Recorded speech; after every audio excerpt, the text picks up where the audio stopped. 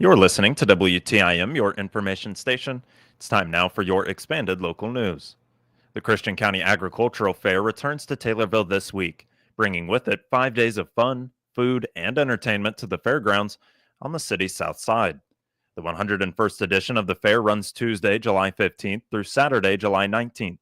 It includes livestock shows, live music, pageants, stock car races, tractor pulls, and a grandstand country concert by country music star Clay Walker. The fair officially opens this morning, Tuesday, with a ribbon cutting ceremony at 10 a.m., followed by youth project judging in the expo building. This evening, the Little Miss, Junior Miss, and Miss Christian County pageants take center stage, beginning at 6 p.m. Wednesday features a full day of 4-H livestock shows starting at 8:30 a.m.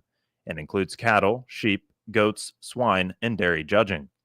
Senior citizens will be recognized at a special appreciation dinner in the late afternoon, and the evening will wrap up with a stock car race at 7 p.m. in the grandstand.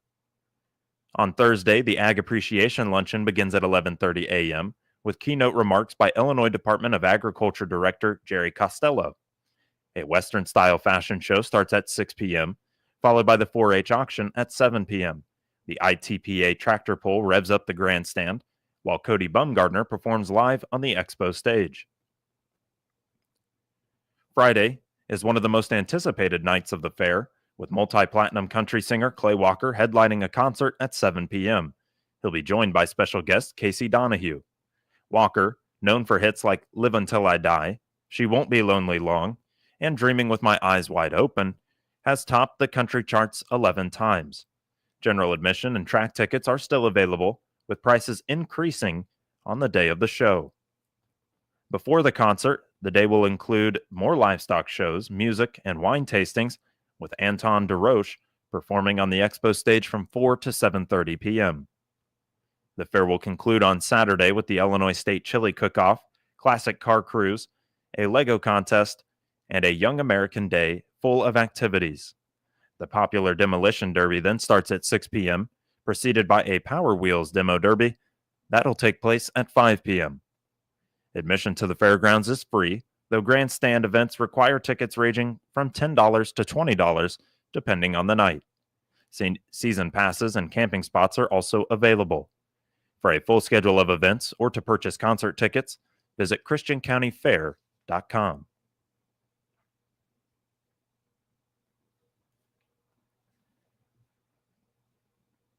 After more than 4 decades of service, Pana Community Hospital is celebrating the retirement of Lou Ann Funk.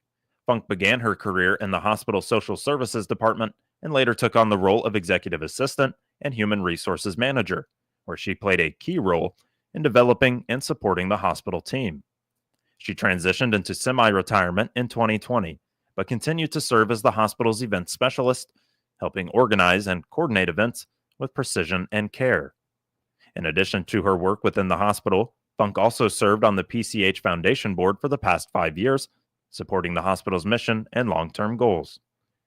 Officials at PCH thanked Lou Ann Funk for her leadership, compassion, and commitment over the past 43 years and wished her the very best in her full-on retirement.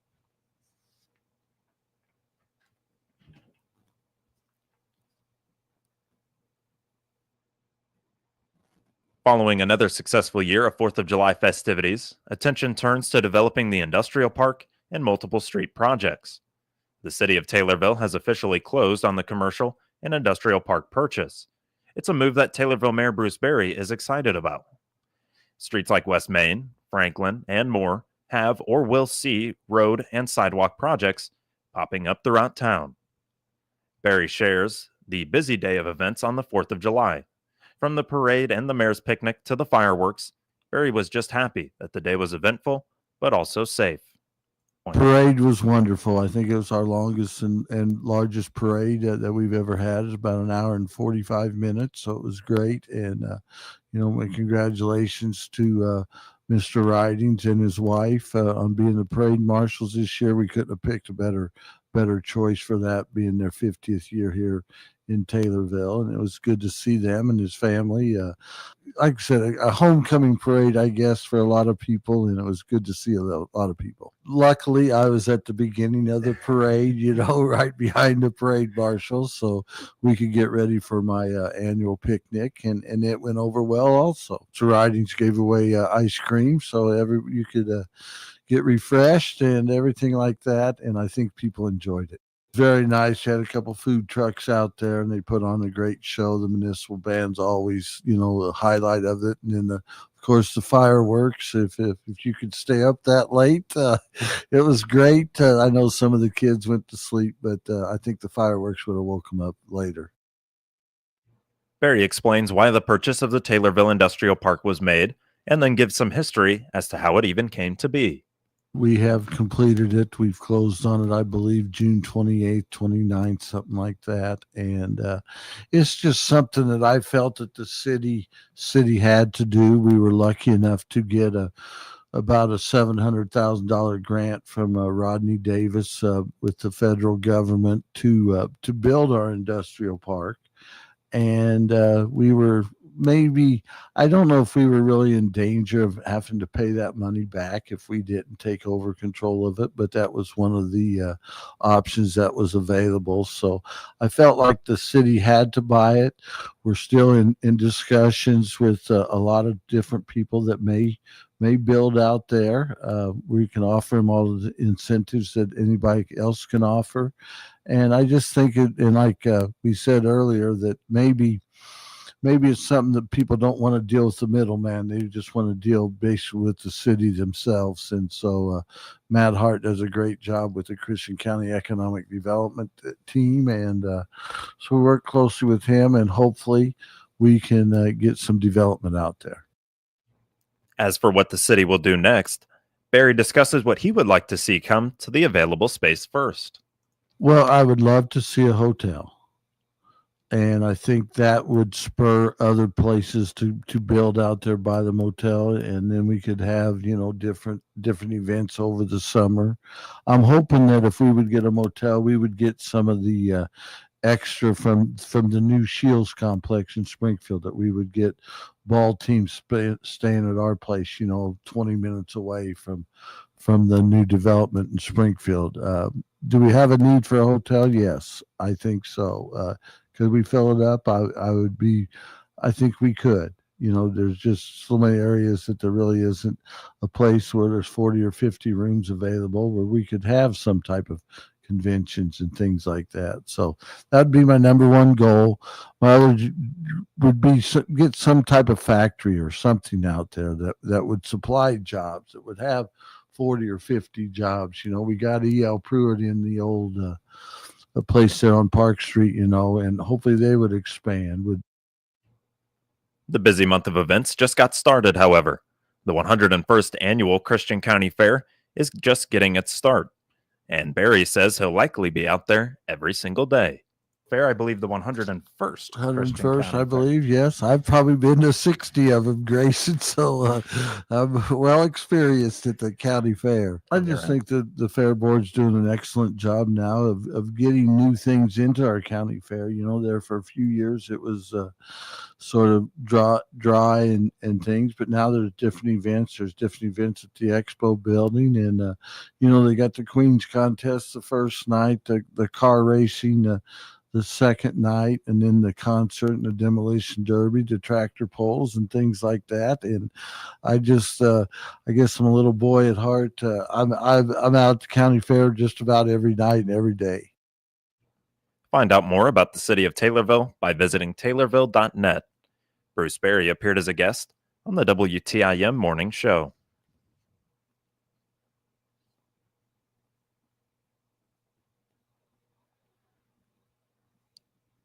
Before the Christian County Fair begins, some 4-H participants have the opportunity to share projects that they have worked on. Not only can they win prizes, but the preparation provides valuable development with practical skills. Peyton and Colin May, both from Taylorville, are among the many participants. Their projects involve baking delicious recipes. Well, I did peanut butter cookies, and we had to preheat the oven to 350, and we had to do some sifting, and yeah. Did you save me any cookies? No. That's okay. That's okay. I'll get my own. That's fine. That's fine. What is it about cooking that you like so much? I like to mix and eat the finished product. Well, today I made banana nut bread, and I'm in cooking 201. All right. And what goes into making banana nut bread? Obviously, you need bananas. Yeah. What else? What else you got to do for that? Well, you have to mash up the bananas and the nuts, add all your ingredients, and cook it at 350 in the oven for about 40 minutes, and you'll get a good color. You'll get a good color. How big was it? Was a good size? Yeah, a good size. Both of them are also involved with caring for the livestock on their family farm. Colin says it can be an adventure at times, but they both enjoy the work that they do. So which ones do you take care of? I take care of one of them, Okay. And what's the name? Hazelnut. Hazelnut. That's fantastic. I get such a kick out of the names of the animals. This is fantastic. What's the funniest thing your animal's done? Has it done anything funny? No, not really, but yeah, no. What goes into taking care of it? Well, you have to feed them every morning and night, and then you have to wash them, and then you have to dry them off, and yeah. Peyton goes on to encourage youth to join 4-H for the skill development and also the social experience. Rockets, me and my brother, we want to do rockets and show them off. I think that would be fun to do it with my grandpa and stuff. Well, in the meetings, you always get to do fun activities and you get to help other people. And make some good friends along the way. You do. Yeah. A schedule of the 4-H activities, which are part of the Christian County Fair, is available at TaylorvilleDailyNews.com. Peyton and Colin May appeared as guests on the WTIM morning show live at the University of Illinois Extension Office as part of our coverage of the Christian County Fair. This will conclude the first portion of your expanded local news, and it's brought to you by First National Bank of Taylorville. I'm James Kirk, Vice President at First National Bank in Taylorville. I get it. Switching banks sounds like a chore, but we make it easy. I've helped people and businesses move their accounts with less hassle than they've expected and more personal service than they've ever gotten before. We've been here for nearly 70 years, a true community bank that's not going anywhere. If you're ready to make a change, we're ready to help. First National Bank in Taylorville, first every time for nearly 70 years. Member FDIC. After mapping out the community's wants and needs for Nokomis, two big takeaways were had: the need for a grocery store and a child care center. Now Nokomis is looking at how to bring both of those to their town. While working on plans for their newest endeavors, Nokomis has farmers markets weekly and continue to put together events for residents to enjoy. Trevor Loafman, a member of the group Nokomis, talks first about the farmers market and their hope to bring a permanent storefront to the city. So our farmers market in Nokomis are Wednesday evenings and Saturday mornings. Where Wednesday evenings we're 4:30 to 7:30, and on Saturdays we're 9 to 2. Maybe it's 8 to 2. I can't remember, somewhere in there. But we've got some live music coming in on some of them days. It's kind of hit and miss with who we can book, but we've had a great turnout with some musicians. Our vendors keep showing up bigger and more each time. We've got everywhere from fruits, vegetables, woodwork crafts, to there's a couple that bring their hot sauces in. There's all different kinds of things up there. It's not just fruits and vegetables. It's a really good turnout. I mean, when you come through town at 3 o'clock and there's already vendors setting up for a 4:30 start time, it's pretty welcoming. There's a investor bringing in, remodeling a building. One of our farmers market meat vendors and another produce vendors decided to go in together. They're going to fill one of the vacant spaces for a full-time market, if you will. It'll have not quite a grocery store, but it'll have a lot of things needed in the community, and that'll be a year-round event. Nokomis has also developed a relationship with the Nokomis Ministerial Alliance to provide free labor to the elderly. These projects require volunteer work and monetary donations to have these projects done at no cost to the homeowner. So the Nokomis Ministerial Alliance does Bridge the Gap. They do some fundraising to try to help out people that need repairs on their house and not necessarily can afford it or not. So our beautification team and our housing team have kind of jumped in to help them out. And through that, we've had several projects over the past few weeks, from replacing siding to shingles and roofing to the full bath remodels. And everybody just kind of jumps in and is given the Ministerial Alliance all the help and support we can give them to try to help them get these projects taken care of. It's really been a huge deal. I know there's a few more lined up. I'm not exactly sure on numbers, but there are still a few left to go. I haven't got the grand total or the grand tally of how many they had. Some of the people that handle that I haven't talked to lately, but I have been one of the people involved in volunteering for some of the repairs that they've been done. Like I said, there's been tons of people, and then just putting their heart and soul into all this stuff, and it's been a great turnout. Last weekend was the 2025 Nokomis Homecoming. Loafman shared some details on the many events and the fireworks that will cap off the celebration on that Sunday night. There's several events coming up at Homecoming. We got a parade Saturday night or Saturday evening at 6 p.m. There's a softball tournament all weekend. There's a pickleball tournament all weekend. Sunday from 9 to 3 is a tractor show put on by Nokomis FFA. There's a car cruise in from noon to 4 on Sunday. They're going to have kids pedal tractor pulls at 2 o'clock Sunday afternoon. And then there's all kinds of other stuff going on. There's the fire department's also got a washer tournament starting Sunday at noon in the beer tent area. The homecoming is typically up at our Memorial Park, really close to the high school, by our wonderful newly renovated Memorial Park pool. Find out about Nokomis by visiting them at their Facebook page. Trevor Loafman appeared as a guest on the WTIM Pana Morning Show.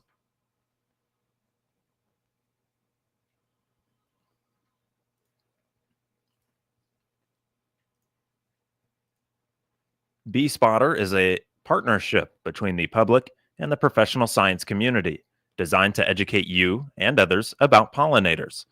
It is accomplished by engaging us in a data collection effort via a web-based portal at the University of Illinois. Sarah Ruth, U of I Extension educator, says the portal is for learning about honeybees and bumblebees and for contributing data to a nationwide effort to collect baseline information on population status of these insects.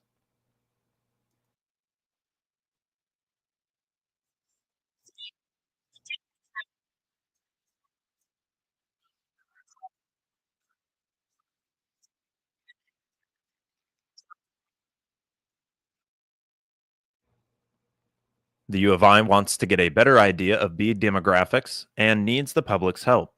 In order to get your bee pictures on their website, just create an account and then add your bee spotting. The website is beespotter.org. Moving now to obituaries, which can be found at TaylorvilleDailyNews.com and are brought to you by Sutton Memorial Home. This is Chad Sparks. When a loved one passes, grieving family members and friends often are confronted with dozens of decisions about the funeral arrangements. Sutton Memorial Homes in Taylorville and Nokomis have been helping families in the area for over 55 years with these often difficult decisions. They offer pre-planning, traditional funerals, and cremation. Austin and the staff at Sutton Memorial Homes' goal is to make your family's transition easier in their time of need. Sutton Memorial Homes, where caring is what they do best. 78-year-old Pamela Jo Lanzotti of Taylorville died on July 9th. Graveside service will be July 18th at 2 p.m. at Oak Hill Cemetery in Taylorville. Funeral arrangements are being handled by McClure Funeral Home in Taylorville.